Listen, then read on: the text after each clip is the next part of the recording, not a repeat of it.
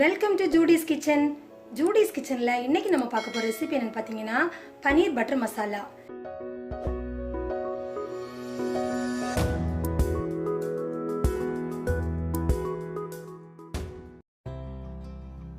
இது பண்றதுக்கு தேவையான பொருட்கள் என்னன்னு பார்த்துடலாம்.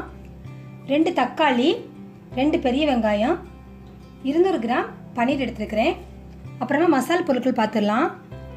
ஒரு பிரிஞ்சி இலை, ஒரு ஏலக்காய், ஒரு சின்ன துண்டு பட்டை, 2 கிராம்பு, 8 முந்திரி பருப்பு, 1 டேபிள் ஸ்பூன் இஞ்சி பூண்டு.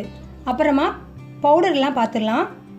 3/4 table spoon garam masala, 1 table spoon மல்லி, 1 டேபிள் ஸ்பூன் மிளகாய்த்தூள், கொஞ்சமாக மஞ்சள் எடுத்துருக்கிறேன். இந்த மசாலா எல்லாமே உங்களோட காரத்துக்கு ஏற்றபடி, உங்கள் டேஸ்ட்டுக்கு ஏற்றபடி நீங்கள் சேர்த்துக்கலாம். 3/4 டேபிள் ஸ்பூன் கஸ்தூரி மேத்தி, கடைசியாக கார்னிஷ் பண்ணுறதுக்காக கொஞ்சமாக மல்லி இலை. அப்புறமா 2 table spoon cooking cream, 3/4 table spoon sugar, கொஞ்சம் பட்டர் எடுத்துருக்கிறேன். இப்போ இதை எப்படி பண்ணுறதுன்னு பார்க்கலாம். ஃபஸ்ட்டில் ஒரு பேனில் எண்ணெய் ஊற்றி இந்த மசாலா பொருட்களையும் வெங்காயம் தக்காளி எல்லாமே நல்லா நம்ம வதக்கிடலாம். 1/2 டேபிள் ஸ்பூன் எண்ணெய் ஊற்றிட்டேன்.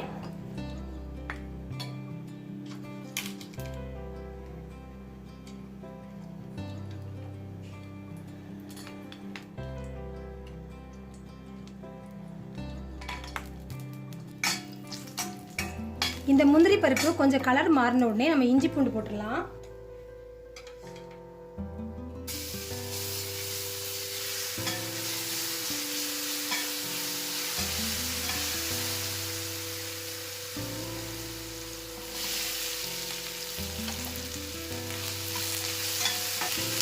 இந்த வெங்காயம் வதங்குறதுக்கு தேவையான அளவு உப்பு சேர்த்துடலாம்.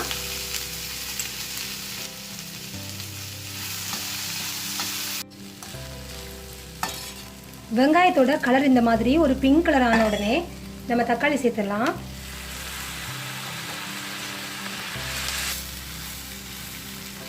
தக்காளி 2 நிமிஷம் வதங்கினதுக்கு அப்புறமா நம்ம எடுத்து வச்சிருக்கிற மசாலா சேர்த்துடலாம்.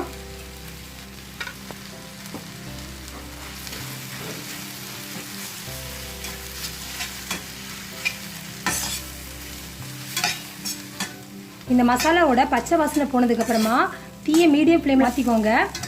அப்புறமா கொஞ்சம் தண்ணி சேர்த்து இது வேகிறதுக்காக ஒரு 2 நிமிஷம் மூடி வச்சிடலாம். ஒரு 1/2 கப் அளவு தண்ணி சேர்த்துருக்கிறேன் நான். இப்போது இதை மிக்ஸ் பண்ணிவிட்டு மூடி வச்சிடலாம்.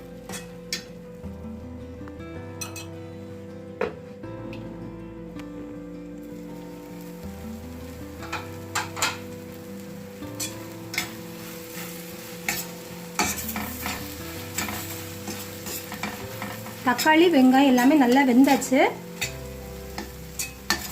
இப்போ நம்ம அடுப்பு அணைச்சிடலாம். நல்லா ஆறட்டும். ஆறுனதுக்கு அப்புறமா ஒரு ஃபைன் பேஸ்ட்டாக கொஞ்சமாக தண்ணி சேர்த்து நம்ம அரைக்கணும். இப்போ ஆற விட்டுடலாம். மசாலா ஆறுனதுக்கு அப்புறமா இந்த மாதிரி கொஞ்சமாக தண்ணி சேர்த்து நல்லா ஃபைன் பேஸ்ட்டாக இதை நான் அரைச்சிட்டேன். இப்போ நம்ம இதை ஒரு பாத்திரத்தில் வடிகட்டி எடுத்துடலாம்.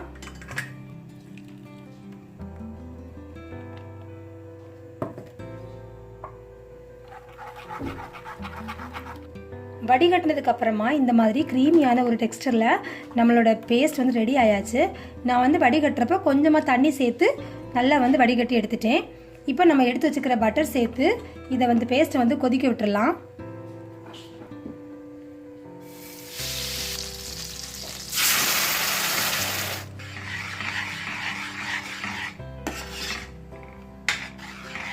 இதில் ஒரு 1/4 கப் அளவுக்கு நான் தண்ணி சேர்த்துக்கிறேன். ஏன்னா இந்த குழம்பு கொதிக்கிறப்ப இன்னும் கொஞ்சம் திக்னஸ் ஆகிடும். அதனால் கொஞ்சமாக தண்ணி சேர்த்துக்கலாம்.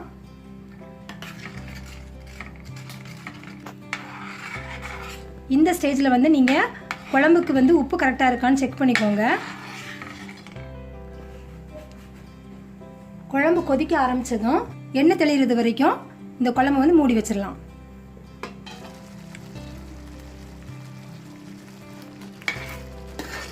பத்து நிமிஷம் இந்த குழம்பு நல்லா கொதிச்சாச்சு. இப்போ நம்ம பனீர் ஆட் பண்ணிடலாம்.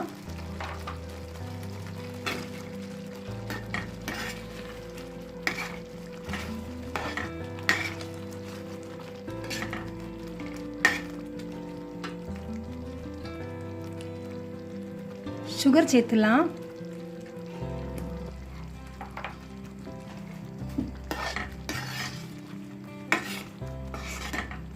இந்த பன்னீரில் இந்த மசாலா பிடிக்கிறதுக்காக ஒரு 2 நிமிஷம் மூடி வச்சிடலாம்.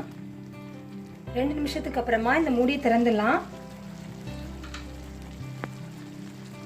இப்போது நம்ம ரெஸ்டாரண்ட்லாம் சாப்பிட்ற மாதிரி அந்த ஒரு டேஸ்ட்டுக்காக கொஞ்சமாக டொமேட்டோ கெச்சப் வந்து சேர்க்க போகிறோம். அதில்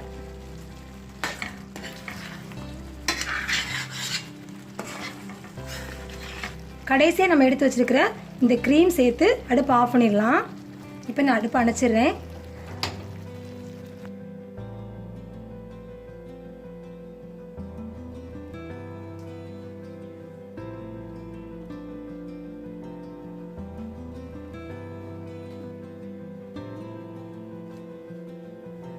இப்போ நம்ம சூப்பரான பன்னீர் பட்டர் மசாலா வந்து ரெடி ஆயாச்சு. கண்டிப்பாக இந்த ரெசிபி எல்லாருமே நீங்களும் ட்ரை பண்ணி பாருங்கள். இந்த வீடியோ பற்றின கமெண்ட்ஸ் எனக்கு போஸ்ட் பண்ணுங்கள். இந்த வீடியோ பிடிச்சிருந்தா லைக் பண்ணுங்கள், ஷேர் பண்ணுங்கள். தேங்க்யூ.